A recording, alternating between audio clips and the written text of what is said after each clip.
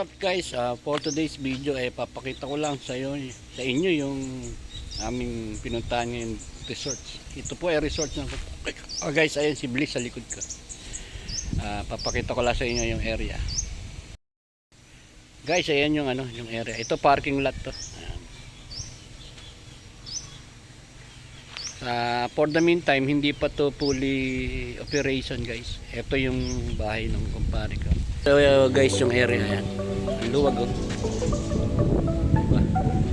So marami pang kailangan gawin dito para parang balita ako maglalagay pa raw ata ng half court, then bilyaran. Pero yung pool, napapaliguan na guys. Sobrang init guys. Kahit kung merong interest, ayan, merong bahay sila. 2 kwarto yan, tapos meron pa isa rito. Yung mga guests na umi-stay. Balita ko rito, pwedeng ganapan ng mga birthday, kasal.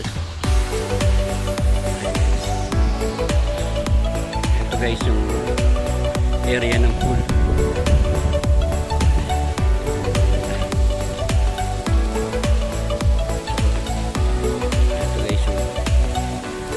Ito guys yung mga model na nakikita nyo. Ayan guys, yung nakikita nyo nagdidilig na yun, Bicolano yun. Ano lang, patutog pa lang. Hindi guys, biro lang yun yung may-ari rito. Ito naman nagluluto na to, galing to ng Leyte to, taga Leyte. Ayan. Basta ka bay? So guys, ito kung just in case na magkaano kayo, halos kompleto na siya. Ayan, may paliguan, may shower area, 2 CR na magkatalikod. Ito yung pinaka dining area. Guys, ito guys yung magagandang model. Ayan, ito yung model ng pool na yan. Ito yung pinaka dining area. Kaya ganda ng pool nila guys. Meron siyang little jacuzzi doon. Ito yung pool area. So yung pool area na yun, hindi naman kayo kakaba kasi wala pa yung 5 feet. Talagang ginawa yan para for the safety sa mga maliligo.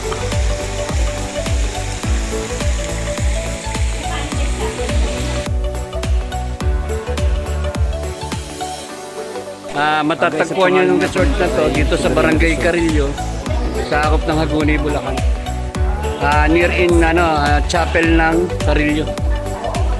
Once na makita nyo yung chapel ng Carillo guys, makikita nyo na tong resort na. Laki ng area ng resort na to guys. Lalo yung may pamilya or mga magbe-birthday, pwede kayo dito guys. Ayan.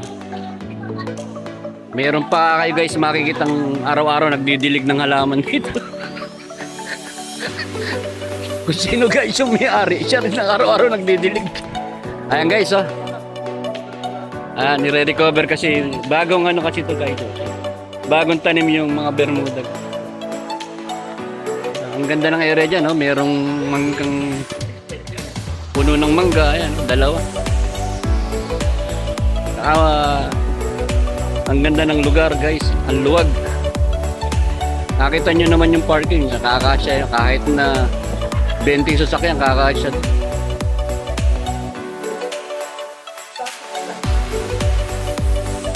Sa ngayon guys, hindi pa siya fully operational, pero by May or June, hopefully magano na to.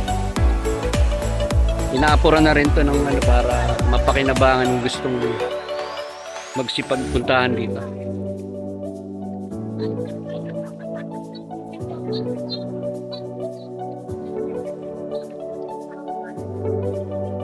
So guys, andito na lahat wala kayong may wifi, libreng wifi, malakas ang tubig.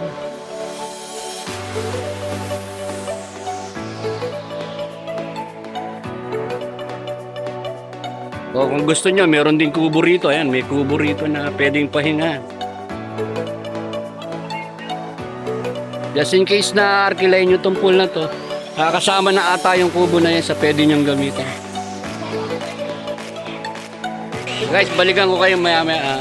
Kami ay mag-lunch muna.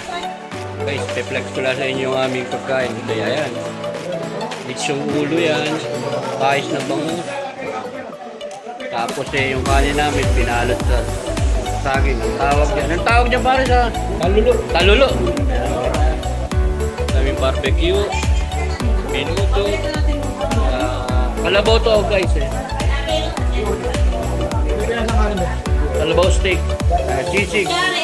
At ang the best guys, ayan. Kare-kare. Which is luto ng aming kaibigan sa kapitan. Kakamay lang ako. Ayaw po. Meron din kaming pansit. Ito yung kare-kare na po. Kare-kare kalabaw to guys. No cholesterol to, no cholesterol. Sawa. Yung ano, kare-kare. Yan ang aming pagkain dito guys.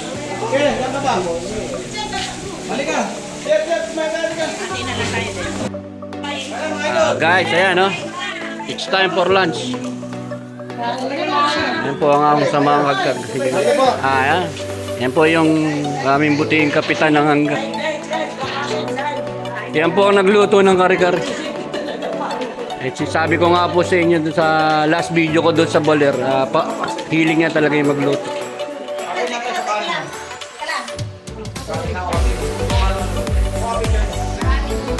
Ito po ay samang hagkag.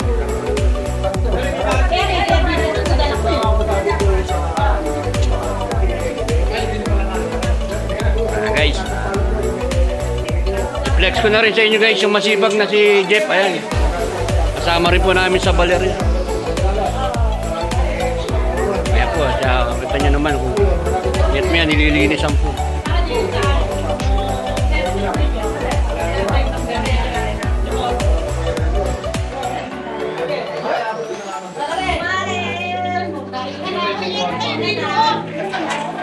Kainan muna guys. Kakain muna po kami.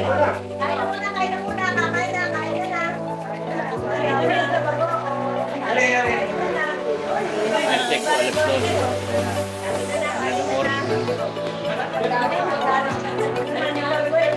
Kain muna po kami.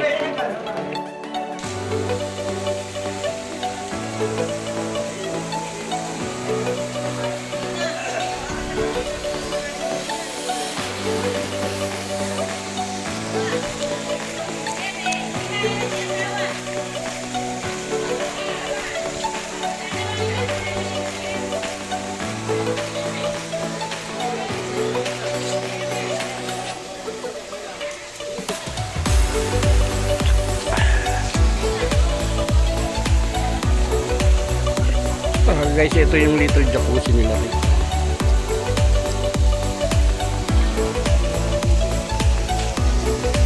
Napakaganda ng area rito guys, para sa pamilya to. Ayan, the best. So nilagyan na rin nila ng lambat yan para hindi mainit.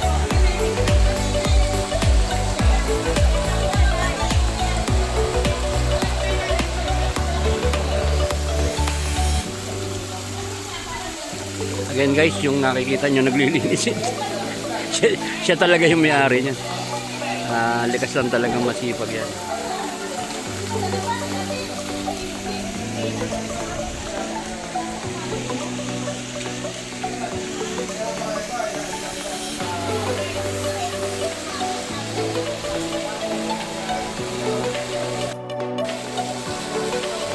May sarili siyang ano ba tawag dito? Flowing ng tubig, flowing water.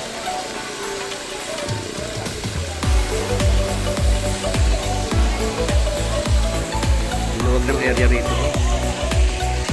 Dito nga pala guys, isa na to at yung tuturo ko sa inyo dyan. May kabila na yun. Naglalagay ng function hall dyan para sa mga birthday, tsaka yung gusto karoon ng mga event o kasal dito, mga binyagan.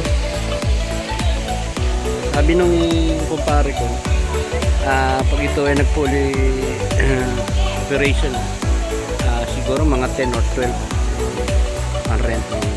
Depende siguro guys ha.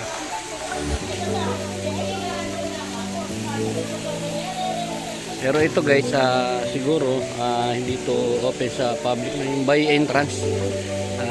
Siguro to by schedule or by rent na bali ang mangyayari dito sa nasa gitna ito guys ng bukid eh. Ito, meron na silang mangga rito. Ayan. Isa pa sa attraction to yung mga bunga ng mangga yan. Iko ata yan guys.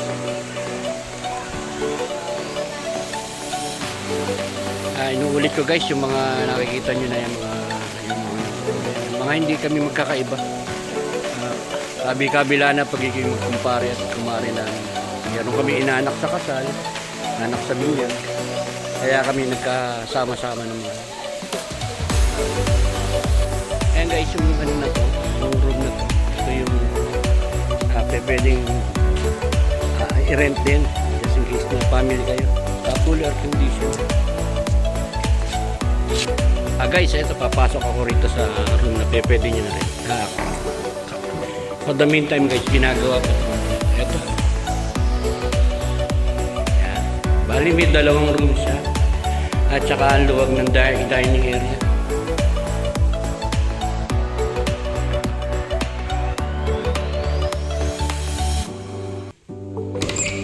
Ito guys, yung room ayan. Medyo madilim lang pero talagang kasalukuyan inaayos.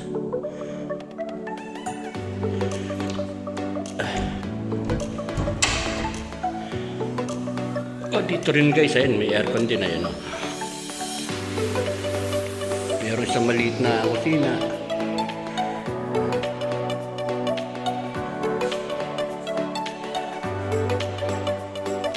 Kaya halos kasalukuyan pa lang kasi itong ginagawa. Sabi ko nga sa inyo, hopefully by May or June, fully operation. So meron pang isang bahay doon eh. So nakikita niyo yung mga parang bato-bato na yan, ilalagay yan sa flooring.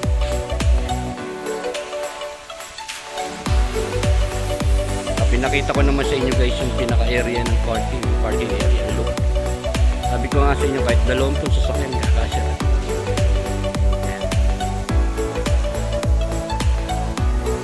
So for now kasalukuyan siya dinidevelop. Pero once na ito ay ma-develop, sure ko sa inyo napakaganda ng lugar na to. Kasi nasa gitna to ng bukid guys.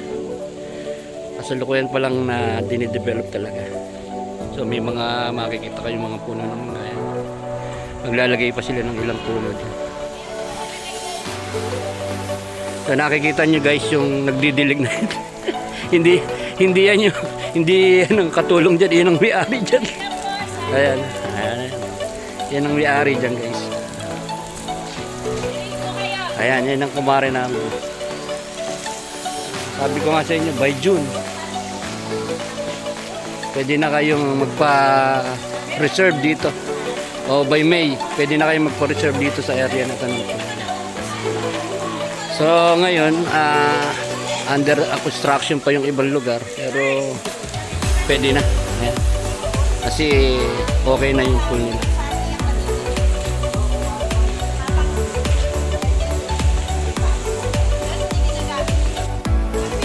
Ganda ng lugar guys, diba?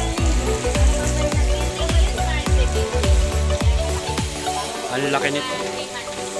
Imagine mo kung just in case na mag-fully operation o alas. Magkano mara abutin? Nasa 10 o 12 ba na? Ganun lang guys ang magiging event nito. 25 packs na yun guys. Miss na pwede nyo na isama pati mga apo-apo ninyo at saka mga lola-lola ninyo. Thank you for watching. Please like, share and subscribe. Calagotten TV.